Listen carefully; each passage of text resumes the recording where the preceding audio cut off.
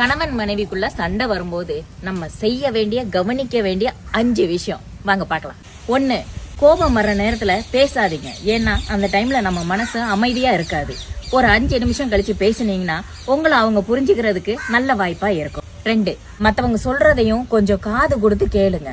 நம்ம சைடு என்ன இருக்குன்னு மட்டும் யோசிக்காம அவங்க சொல்லும் போது அவங்க உணர்ச்சிகளையும் கொஞ்சம் புரிஞ்சுக்க முயற்சி பண்ணுங்க.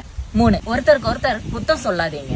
நீ இப்படித்தான் அப்படின்னு சொல்றதை நிறுத்திட்டு நீ பண்றதெல்லாம் எனக்கு இப்படி தோணுது அப்படின்னு சொல்லி பாருங்க, சண்டை குறையும். 4, பழைய விஷயங்களை எப்பவுமே பேசாதீங்க. இன்னைக்கு இப்ப என்ன நடக்குதோ அத பத்தி மட்டும் பேசுங்க. 5, எப்பவுமே மரியாதை காக்கணும். கோபத்துல கெட்ட வார்த்தை பேசிடவே கூடாது. சண்டைக்கு பிறகு அமைதியா மட்டும் இருந்துடாதீங்க. பிரச்சனைய பேசி தீர்வு காணுங்க. ஏதோ எனக்கு தெரிஞ்ச சில விஷயங்களை உங்ககிட்ட ஷேர் பண்ணிட்டேன்.